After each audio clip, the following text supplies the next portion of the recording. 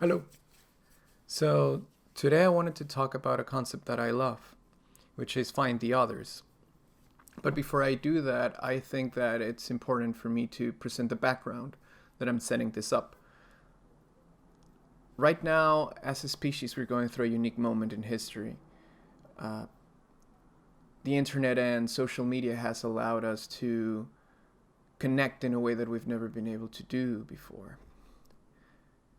We, as a collective, have become able to not only share but witness what everybody else thinks, feels, believes, judges, contemplates, and so on. And this has placed us in a peculiar position as humans, which is the what I would call the birth of a collective consciousness. And I mean this not in a spiritual way, but rather in a very much tangible and technological way. Because of the internet and social media, in the same way that our ancestors became aware of their own consciousness, we're becoming aware of a global one. Meaning that if you see the world as a being, and ourselves, I guess, as neurons that are firing information, we're starting to become aware of the contents of our own overmind. What this has created, of course, is a lot of tension and friction between the aspects that are not integrated between themselves, meaning that uh, there's a lot of clashes and a lot of rejection around in the world. And even though this is one of the most connected moments that we've ever had, it's also one of the most judgmental and lonely moments in our history. Very much in the same way that a human being tries to become whole through a psychological integration or individuation, whatever term you want to use, in all honesty, we as a species tend to have an inclination to become whole. And I think that what we're experiencing right now as a global society is the attempt of healing ourselves, of understanding ourselves.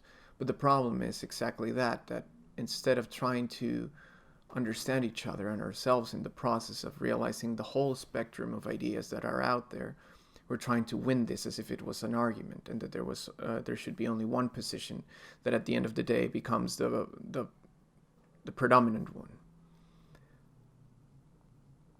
Back in the 60s, there was this figure, Timothy Leary, who was an American psychotherapist and also a psychedelic advocate. And Tim Leary, in one famous speech that he gave, coined the term find the others. And what he meant was that during the psychedelic revolution of the 60s, people saw through the social engineering and the social programming, let's call it, that our societies have. And this rigid, kind of stoic version of the citizen was replaced by the transgressional, uh, I guess, rebellious nature of the hippie. And what he was trying to say with Find the Others is that out there in the ocean of people, there are human beings with the same interests and the same core values that you have, and that you should find each other in order to connect with them. Because at a fundamental level, human beings are trying to share their souls. And back in the day, we couldn't do that so much. So he was advocating that instead of talking about the weather and how cold or hot the office was, to ask about what deja vu was for. And I always used that idea in order to see myself in a tribe wherever I was. Or to be fair, before I even knew the term, I realized that having a tribe was one of the most important things that you could have.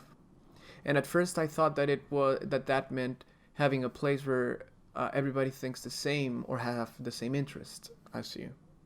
And to an extent, that's true and important. But the thing that I ended up realizing is that a tribe really is a place where you can share your thoughts and ideas and positions without fear of being shunned upon or cast out just because it doesn't match what the group thinks is valuable or valid. In a way, I think that not being able to express yourself and ask and talk about the things that you feel and think creates a wall between people. And that dissolves the tribes, which are in a sense the most powerful thing human beings have.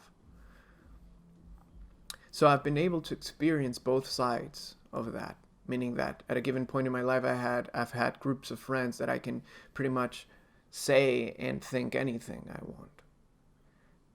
And in other moments of my life I've been surrounded by acquaintances with which I can actually share stuff, but always filtered through the societal norms that are required in order to maintain everything at peace. The problem with that is that, well, it kills your soul, and it kills who you really are and what you're dying to share.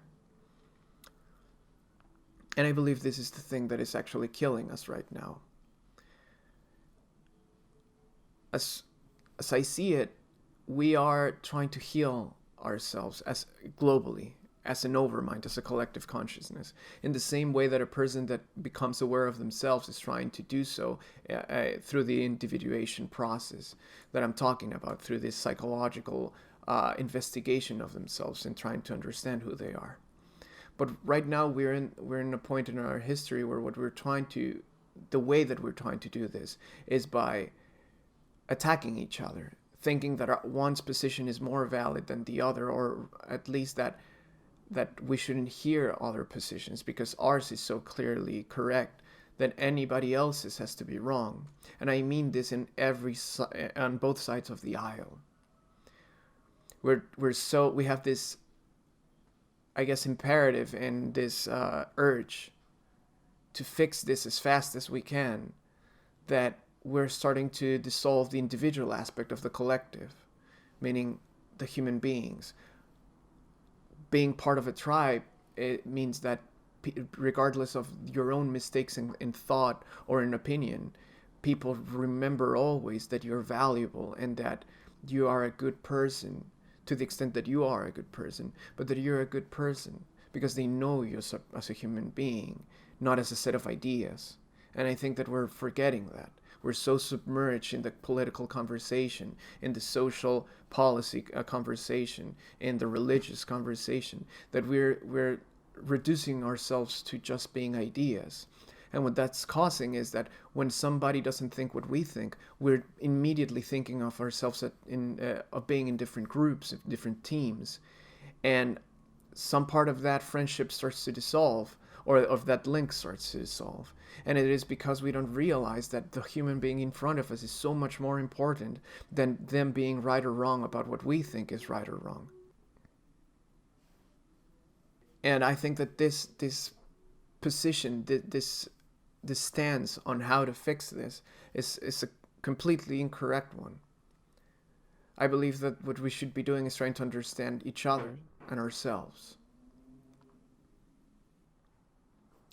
If you think about it, if you only talk with people that think what you think and say what you say, you're really having a conversation with yourself. And that doesn't take you anywhere, and it doesn't make you explore ideas or refine your own. It just makes you stay in the exact same place, maybe deluding yourself that you have the right answer. The so-called, I think, are echo chambers that are let's say, so repudiated in social media. But we don't see that as a personal process too outside the internet.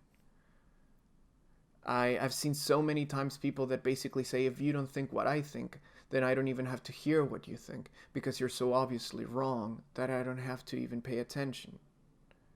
And that type of stance, that type of attitude, is only hurting what we're trying to solve, which is the collective consciousness that I'm talking about. Think about it for a second. Which ones are the conversations that you appreciate the most? And normally they are the ones that present contrasting points of view. When two people talk about a certain topic and they have different points of view, and they're not only differing on what they think, but they actually understand what they think. through this dialectical process, meaning the search of truth by this argument, they're able to understand each other better and to understand themselves better. Because when you're presented with someone else's point of view, you're forced to think about what they're thinking, and you're forced to think if you can actually have a rebuttal to what they're argumenting. And those things sharpen your, I guess, your intellectual tools way more than staying in a comfortable safe zone. But we've learned that argument in itself it's a negative thing. And I think the opposite.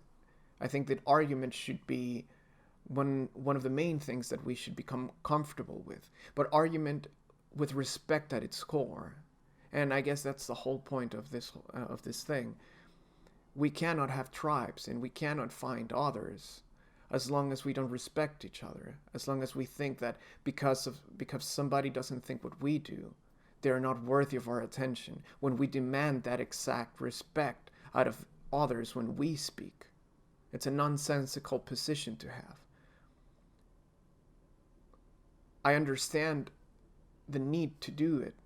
We want to make the world a better place. But the way to do that cannot be to shun people or to cast them out or to ostracize them whenever they don't agree with us. That's not even lazy, that's inhumane for the most part. The only way to denounce tolerance and to get rid of it and to get rid of ignorance is to be so willing to explore all ideas and to force all ideas out into the open that we can identify the ones that are not worth repeating themselves again.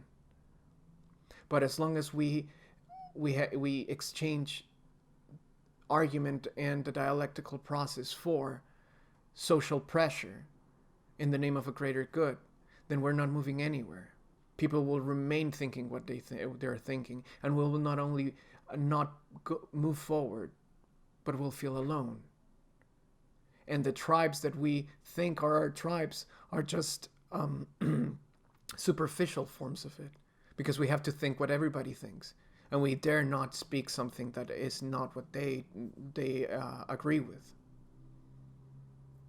Finding the others right now for me has become a question of who can I share my mind with, and who can I share my thoughts with, and to have an exchange, an intellectual exchange that elevates my position and their position, not with the aim at finding a final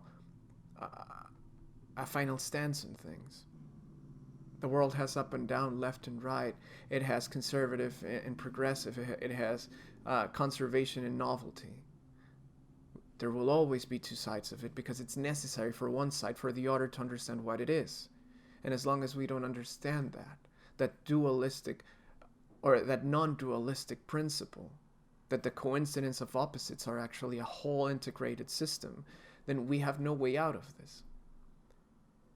Finding the others right now is the most important thing we can do, because they will become little spaces where we can not only say what we want to say, but we'll be challenged, and we'll find in that conversation another step towards a better way of understanding the world and someone else.